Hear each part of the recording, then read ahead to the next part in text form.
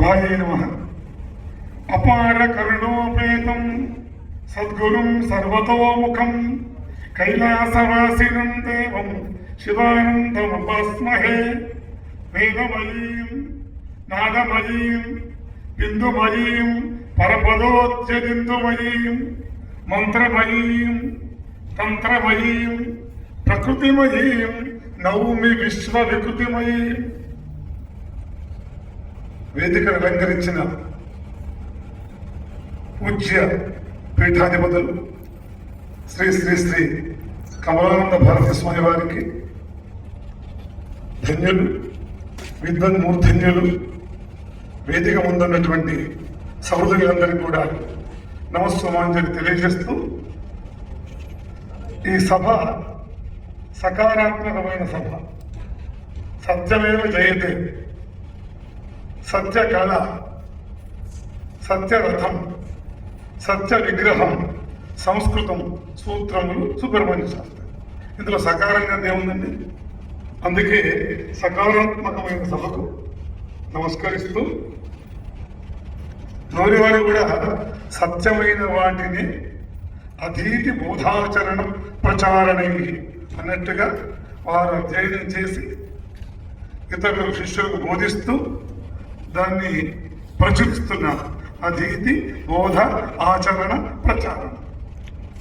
అందుకే ఇది సత్య సభ అంటారు. సకారాత్మకమైన సభకు నమస్కరిస్తూ, నాకు ఇచ్చిన సమయము 10 నిమిషాలు 2 గ్రంథాలు పరిచయం చేయాలి. అందులో బ్రహ్మ విద్య వైభవం, బ్రహ్మ విద్యా వైభవాన్ని పరిచయం చేయాలంటే ఒక వేద కొండను అద్దల్లో చూపించడం ఎంత కష్టసాధ్యము. అలాంటిది అయినా ప్రయత్నం చేస్తాను. అయితే బ్రహ్మ విద్య వైభవం అన్నారు. ఈ బ్రహ్మ విద్యను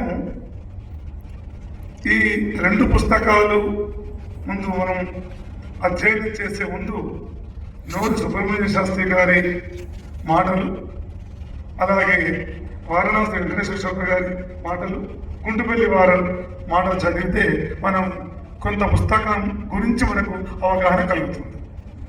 అద్భుతంగా రాశారు.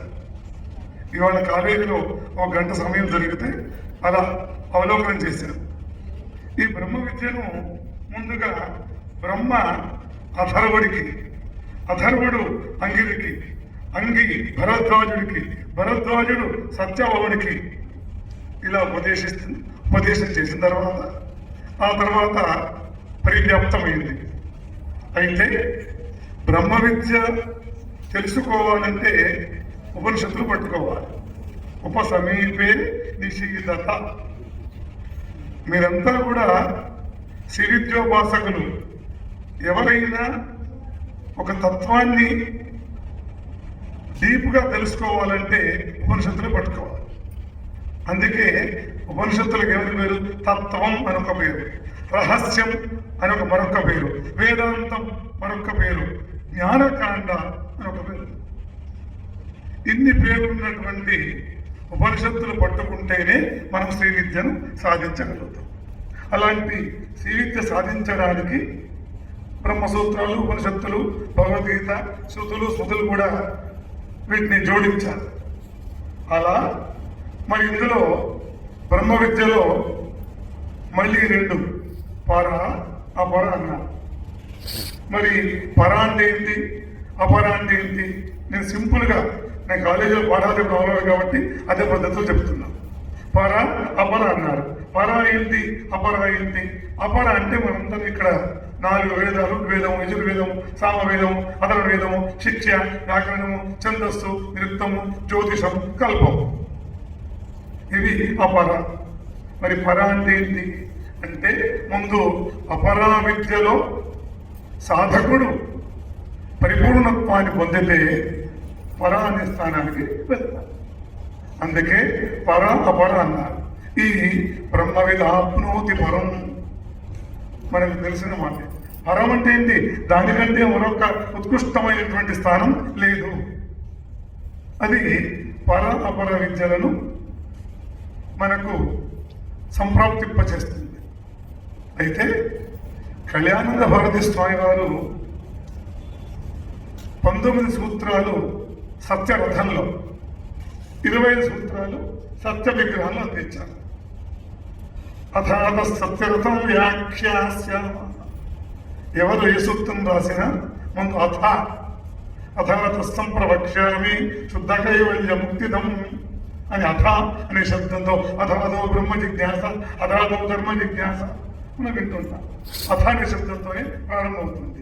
వీరు కూడా పాణిని సూత్రాలకు ఏమాత్రము, అలాగే వ్యాసుడి సూత్రాలకు ఏమాత్రము తగ్గకుండా అథాత సత్యరథం వ్యాఖ్యాస్యామ అంటూ మొదటి సూత్రం ప్రారంభించారు. ఇక సత్య విగ్రహంలో అథాత సత్య విగ్రహం వ్యాఖ్యాస్యామ అంటున్నారు. సూత్రం ఎలా ఉండాలి? అల్పాక్షరమ సందిగ్ధం సారవత్ విష్ణుతో ముఖం అస్తోపవర్జించ సూత్రం సూత్ర విధు. సూత్రమే ఎంత ఒడుగు ఉందనుకోండి, 2 మీటర్లు ఉందనుకోండి, దాని వ్యాఖ్యానం ఇంకా మళ్ళీ పేజీలు పెరుగుతుంది. కాబట్టి సూత్రం ఎప్పుడు కూడా అల్పాక్షరం, తక్కువ అక్షరములతో ఉండాలి. అందులో సందిగ్ధం ఉండకూడదు. అది ఫార్ములా. అది తెలిస్తే కానీ మిగతా విషయాలు తెలియదు. బ్రహ్మాండం. ఇప్పుడు వీళ్ళ అడ్వకేట్ ఉన్నారనుకోండి, అలాగే సీఏ ఉన్నారనుకోండి, సీఏ పక్కన జూనియర్కు మొత్తం చెప్పడు, షార్ట్గా చెప్తాడు, వాడు అల్లుకపోవాలి. పెద్ద జడ్జి గారు సీనియర్ అడ్వకేట్ శిష్యులకు మొత్తం చెప్పాడు, షార్ట్లో చెప్పేస్తాడు. చెప్పేస్తే నేర్చుకుని అల్లుకపోవాలి. అలా సూత్రం ఎప్పుడు కూడా అల్పాక్షరంగా అసందిగ్ధంగా ఉండాలి, సందిగ్ధం ఉండకూడదు. సారవత్ విశ్వతో ముఖం. అందులో వ్యాఖ్యానం వారి బుద్ధిరాజు వారి అద్భుత వేదాంత వారి వ్యాఖ్యానం చదివితే అప్పుడు, ఇప్పుడు సంస్కృతంలో అకస్సవర్ణే దీర్ఘః, ఇందాక కమలానంద భారతి గారు చెప్పారు. సూత్రం అంటే తెలుగులో ఆ ఈ ఊరులకు అవి అక్షరమైనప్పుడు దీర్ఘమే కాలదేశమును ఇంత పొడుగ్గా ఉంది. తెలుగులో సవర్ణ దీర్ఘ సంధి సూత్రము తెలుగులో ఎంత పొడుగ్గా ఉందో సంస్కృతం అంత లేదు. అకస్సవర్ణే దీర్ఘాన్ని కొట్టిపారేశారు. అది మన మూలాలు సంస్కృత భాషలో ఉన్నాయి. ఇందాక కమలానంద భారతి గారు చెప్పారు.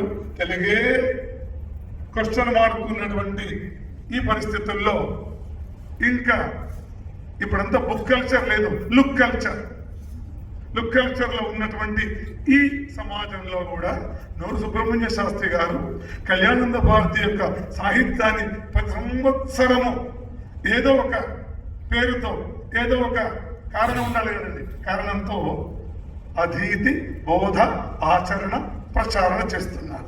ఆ వయస్సులో కూడా మనం అప్పుడప్పుడు ఆలోచించాలి. ఈ సభకు రావడానికి నేను 100 ఆలోచన చేశాను, కానీ వారు అలా నిరంతరం చేస్తున్నారు. కాబట్టి ఇక్కడ మరొక విషయం నేను గమనించాను. కళ్యాణానంద భారతి స్వామి గ్రంథంలో వారు శాస్త్రి గారు ముందే చెప్పారు, మనము దైవభక్తి, ఉపాసన, అర్చన, యజ్ఞము, యాగము, శ్రీచక్ర ఉపాసనలు చేసేటువంటి పీఠాధిపతులను, యోగులను చూశాము. కానీ దేశభక్తి ఉన్నటువంటి పీఠాధిపతులు ముగ్గురి నా దృష్టిలో కళ్యాణానంద భారతి గారు, కమలానంద స్వామి గారు, సద్గురు శివానందమూర్తి గారు. కందుకూరు శివానందమూర్తి గారు దేశం కోసం భీమిలిలో భారతదేశం కోసము 40 రోజులు అకుంఠిత దీక్ష చేశారు.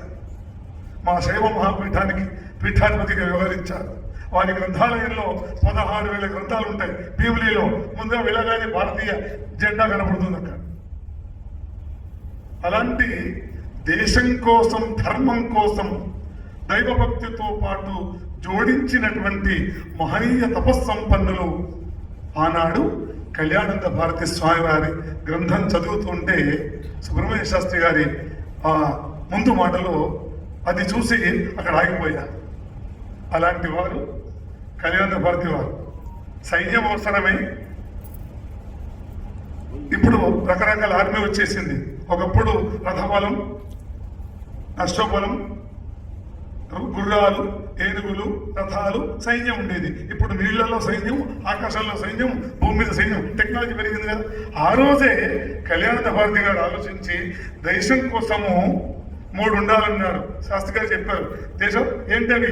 ఒకటి సైన్యము, ఒకటి రక్షాబడులు, మూడవది వైదిక సాహిత్యం. అందులో లేనిది ఎందులో ఉందండి? ఎక్కడ ఉంటే అందులోనే. ఎది హాస్తి తదన్యత్ర అన్నట్టుగా ఎన్ని హాస్తి నకుత్రచిత్ ధర్మేచ అర్థేచ కామేచ మోక్షేచ భరదర్శభ అన్నట్టు అందులో లేనిది ఎక్కడ లేదు. ఎక్కడైనా ఉండేది అందులోనిది.